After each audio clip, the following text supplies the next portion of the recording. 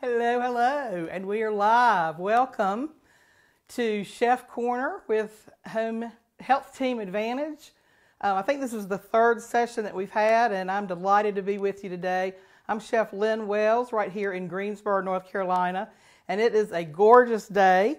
I hope you've gotten a chance to get outside, get your vaccines, and just eat everything healthy. Spring is definitely on the way. And I want to share with you today a couple of my favorite snacks. I call them nips and dabs, if you will. Whenever my parents would entertain or have people over, they'd say, get out the nips and dabs, which meant nuts and some cheese and crackers and maybe some fruit. And on a personal note, I'm going to share these specific two recipes with you. I have been, I don't know, it doesn't matter how many times I've tried, but I have been eating healthier in the last month, and one of the triggers for me is not letting myself get too hungry. So if I'm out driving around or taking just a short little trip, I need to have something. I have found that I need to have something in the car, something that travels well, that doesn't need to be refrigerated, something that when that urge strikes, I'm not as tempted to go through the drive-through at a fast food restaurant. So I'm going to show you one of my favorite cocktail nut recipes. This is roasted almonds with fresh rosemary and honey, and it's super easy. It's going to make your house smell delicious. And I will say, for as we get older, sometimes eating a hard nut like the almond isn't as comfortable as when we were younger. So if you don't or can't eat whole almonds, try the sliced almonds or the slivered almonds and use the same recipe. And it's easier to eat, and it's just as appetizing. So what I did is I took 2 cups of almonds and just roasted them in the oven for about 15 minutes, super low temperature, like about 225, 250. And you will start to smell them during that time. They exude a fabulous aroma throughout your kitchen. And then you'll take them out, releasing that, the oils in the almonds is going to really help with the future seasonings that I'm getting ready to share. So you'll take some garlic powder, a little bit of honey, and fresh rosemary, and some sea salt or kosher salt, and sprinkle that all over the almonds, coat them really, really good, and then put them back in the oven, this time for about 15 minutes, same low temperature, and that's just going to let everything coat. Since you've seasoned all the almonds evenly, everything will be coated and have a wonderful rosemary flavor. So speaking of rosemary, so it's early March now, and around this area, just to be super safe, I would say getting your herbs planted in mid-April to late April is probably safe. But rosemary is a super hardy herb. I've been successful in planting it where it's flowered and gotten quite big, like a bush. But today I got this at the grocery store, and it's just a wonderful. It reminds me of being outdoors. It's got a nice evergreen aroma. It's also great aromatherapy. I mean, just smelling this. Anytime I go to a restaurant and I see a big bush outside, I'm always rubbing on the needles and holding them up to my nose just for a little hint of aromatherapy. But with rosemary, I'm just going to talk a little bit about that since I've breezed through the recipe. I just take the stem and just pull the needles down like so. And the stems, if I were going to put this in a blender with some other ingredients and make like a paste for say a pork tenderloin or something, I would just leave the stems. But the stems for this can be quite woody. So I'm just going to hold them and take the needles off. And then this is just so that you're not throwing anything away. If you get to the end of the stem and you've got this sweet little sprig of rosemary, save these because I like to put them in the bowl of nuts as an extra garnish. It also will release some of its essence into the almonds. But also, I save these little sprigs, put them in a baggie, put them in the freezer, and then if I'm having some hot tea or something, I want that that aroma and that flavor, just a little bit of rosemary. I'll drop that into some hot tea or some ice water, or you know, if you have a cocktail or something. These are just great little garnish. They are still going to release the flavor. So that's just something that little tidbit. And then the other thing that I like to do, this one is even woody. This is even a thicker stem. Once I get to the end, and I'm getting a little off track, so bear with me. But these are great as to do, like use as a skewer for say chicken or shrimp. You have to be kind of careful because you know it's not super fragile, but it does bend. But you could soak these. But something that doesn't need to cook for a very long time because you don't want this to burn up. But the oils and the aroma from the rosemary stem will release into the food that you put it on. So you could just put some cubes of chicken or some shrimp, lay this on the grill, or even in your, you know, cast iron skillet or saute skillet in the house. Just another little tip. And then of course you get to the main stem, and it's super woody and super sturdy. But so I'm just going to, you know, chop these up just to kind of give you an idea. I'm left with these little needles, if you will, just like you would maybe a Christmas tree. And then just using your cutting board and a really sharp knife and keeping those fingers out of the way. You're just going to rock your knife back and forth, and you're just going to be cutting this rosemary up. And if you want to use, you know, use the full needle, by all means do that.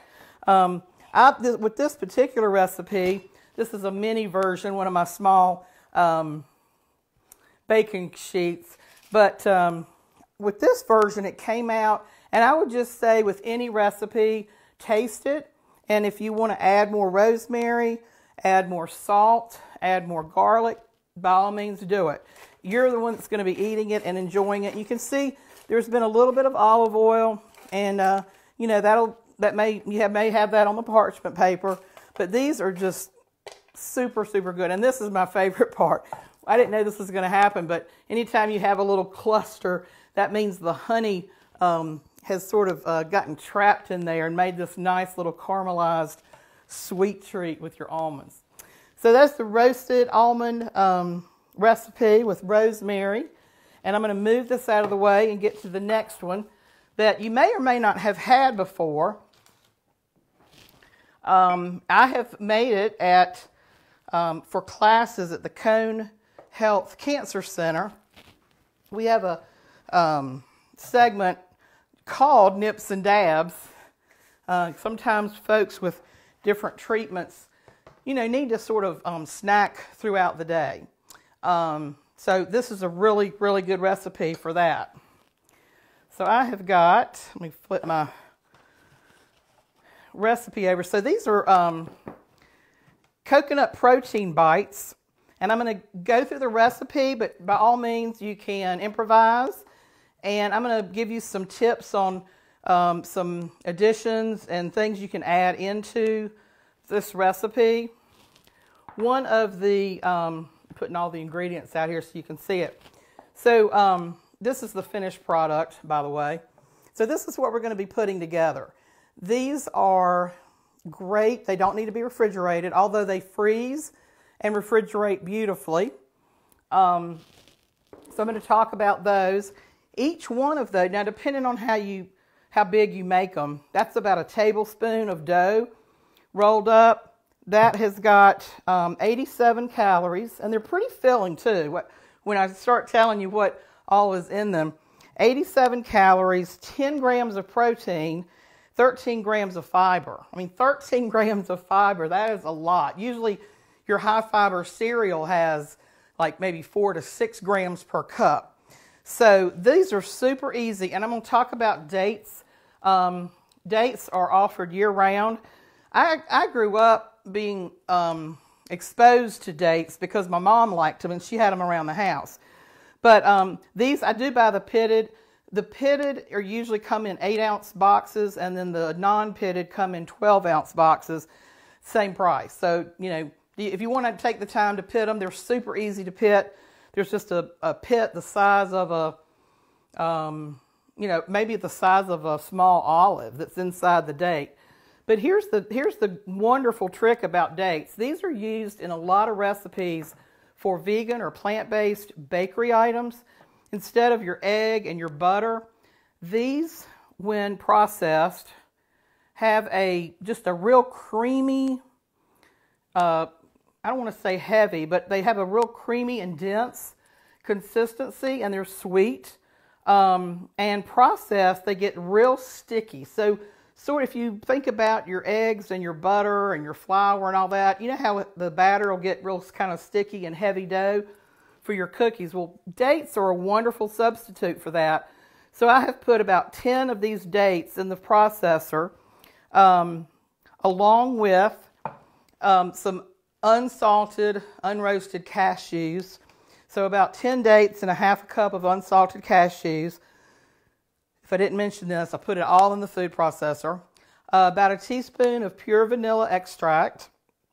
A fourth of a cup of those quick cooking oats. You know, you don't want to put the anything that's has cooked, like groats or steel cut. I mean, you could. It'll just be a little crunchy. But use the quick cook oats, and then about a cup of unsweetened coconut.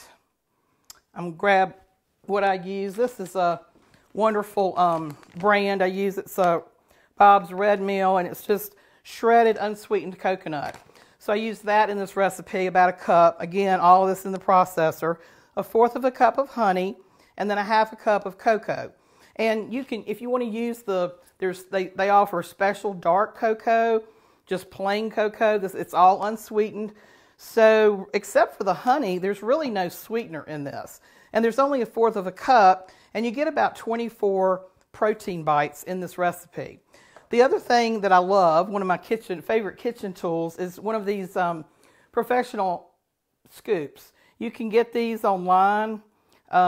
This is about a tablespoon, but it keeps everything consistent size. But I wanted to show you the consistency of the mixture that I just mentioned, the dates and the oats and the cashews and honey and cocoa. It's, as you can see, it's pretty thick, and I'm just going to fill this scoop up really, really well. And then I've got my bowl of coconut, because I like to, I've talked about this before, I like to make things look good, look pretty. I think that we eat with our eyes, and so if the food is pretty and looks good, I think you'll have a better chance of, eating some of these newer recipes you haven't tried. But that's how it turns out, and they're super quick. Like I said, they freeze really well. I mentioned I would talk about some variations. If you don't like the chocolate, let's say you've got some vanilla protein powder. Instead of the cocoa, you could substitute the protein powder and get even more bang for your buck as far as your protein goes. So that's another thing. You could leave the cocoa out altogether and maybe double the amount of cashews that you put in, and then you'd have more of a nutty coconut flavor, if you will. You could also add dried fruit. Imagine maybe instead of maybe instead of cashews, let's say you chose macadamia nuts and diced up some of the dried pineapple and put that in here. I mean, it would be like a little Hawaiian protein treat. So these are, like I said, just two really quick and easy, and most importantly, healthy snacks that will take you on the road, that will get you through those late night, I want something a little crunchy or sweet, cravings, or anytime you want a snack. And also get the kids, grandkids involved in making these. These are super kid friendly. And here's to our good health, and here's to spring. Thank you for joining us, and we'll see you next time. Bye-bye.